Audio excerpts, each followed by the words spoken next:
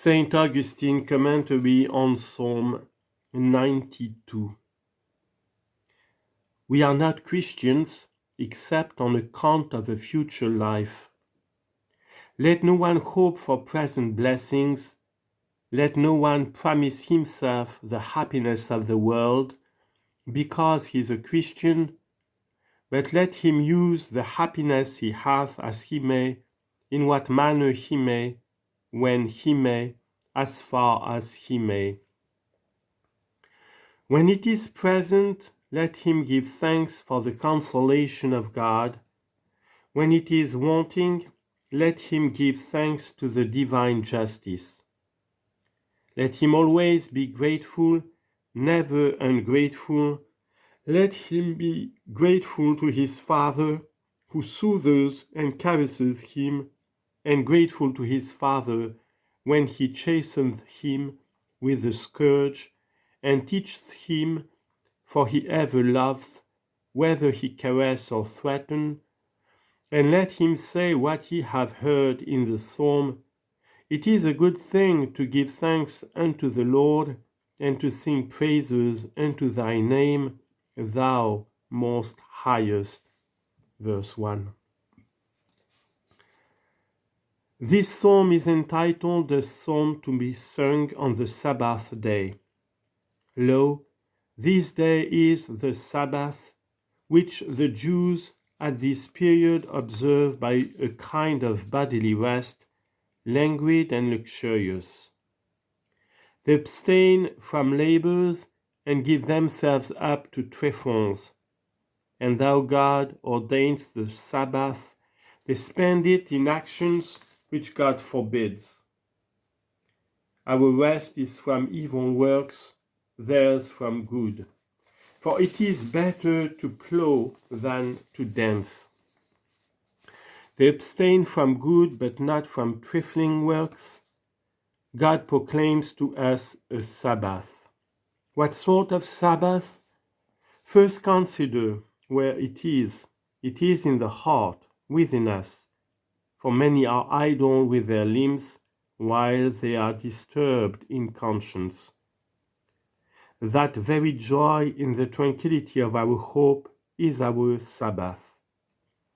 This is the subject of praise and of song in this psalm, how a Christian man is in the Sabbath of his own heart, that is, in the quiet tranquility and serenity of his conscience, undisturbed.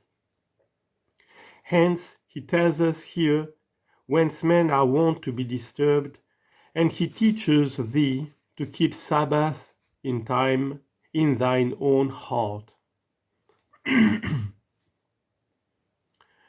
Accuse thyself, and thou receivest indulgence. Besides, many do not accuse Satan, but their fate. My fate led me, saith one, when you ask him, Why did you do it? Why did you sin? He replies, By my evil fate. Lest he should say, I did it, he points to God as the source of his sin. With his tongue he blasphemes.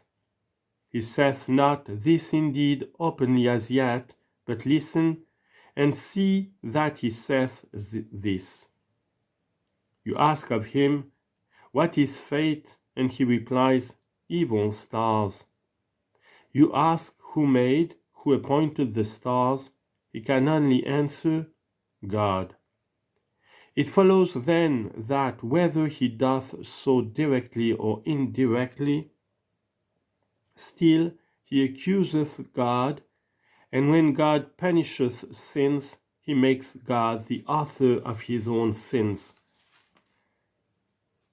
It cannot be that God punishes what he hath wrought. He punisheth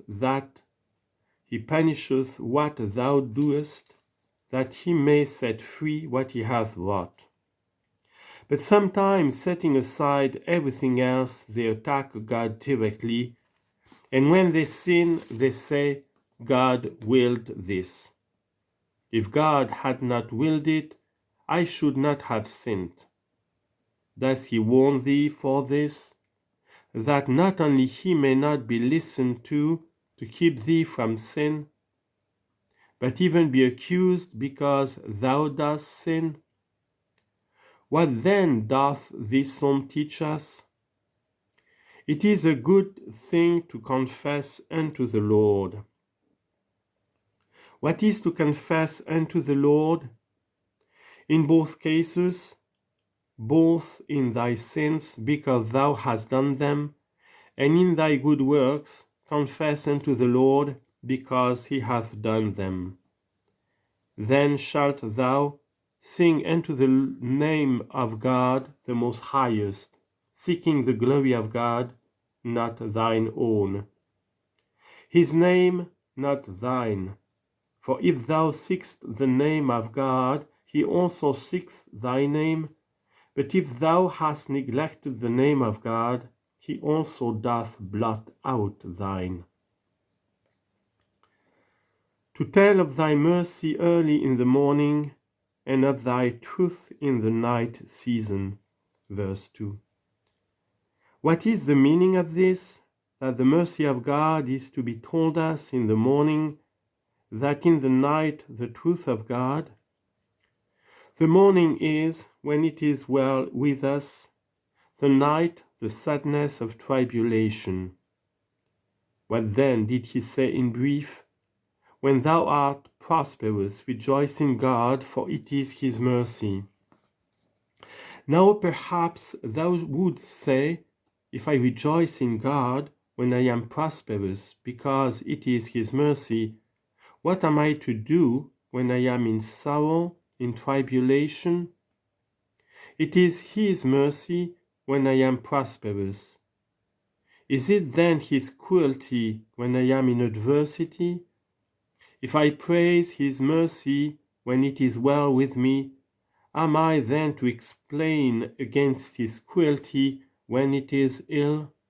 No. But when it is well, praise his name. When ill, praise his truth. Because he scourgeth sins, he is not unjust. During the night, Daniel confessed the truth of God.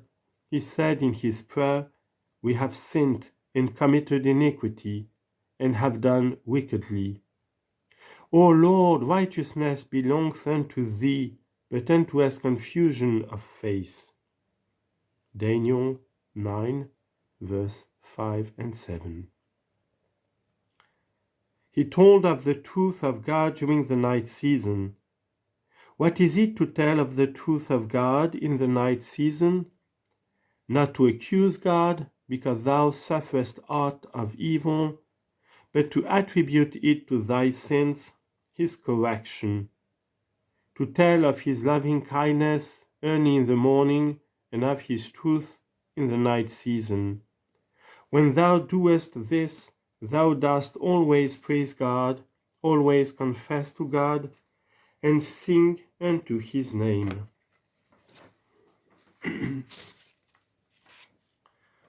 Upon a psaltery of 10 strings, with a song, and upon the harp. Verse 3. Ye have not heard of the psaltery of 10 strings for the first time. It signifies the 10 commandments of the law, but we must sing upon that psaltery and not carry it only. For even the Jews have the law, but they carry it, they sing not, and upon the harp. This means in word and deed, with a song in word, upon the harp in work. If thou speakest words alone, thou hast as it were the song only, and not the harp. If thou workest and speakest not, thou hast the harp only. On this account both speak well and do well, if thou wouldest have the song together with the harp. For thou, Lord, hast made me glad through thy works, and I will rejoice in giving praise for the operations of thy hands. Verse 4. Ye see what he saith, thou hast made me living well. Thou hast formed me. If by chance I do aught of good, I will rejoice in the work of thy hands, as the apostle saith. For we are his workmanship, created unto good works. Romans 12:11.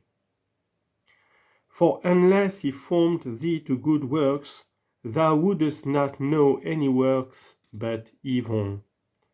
Because thou canst not have truth from thy own self, it remains that thou drink thence whence it floweth. As if thou hast gone back from the light, thou art in darkness. As a stone glows not with its own heat, but either from the sun or fire, and if thou withdraw it from the heat, it cools. There it appears that the heat was not its own. For it became heated either by the sun or by fire. Thus thou also, if thou withdraw from God, wilt become cold. If thou approach God, thou wilt warm. As the apostle saith, fervent in spirit. Romans 12:11, and before it was Ephesians 2:10. Also, what saith he of the light? If thou approach him, thou wilt be in light. Therefore, saith the psalm, look upon him and be lightened, and your faces shall not be ashamed. Psalm 34, verse 5. Because therefore thou canst do no good unless lightened by the light of God and warmed by the Spirit of God, then, when thou shalt see thyself working well, confess unto God, and say what the apostle saith. Say unto thyself that thou be not puffed up, for what hast thou that thou didst not receive? 1 Corinthians 4:7.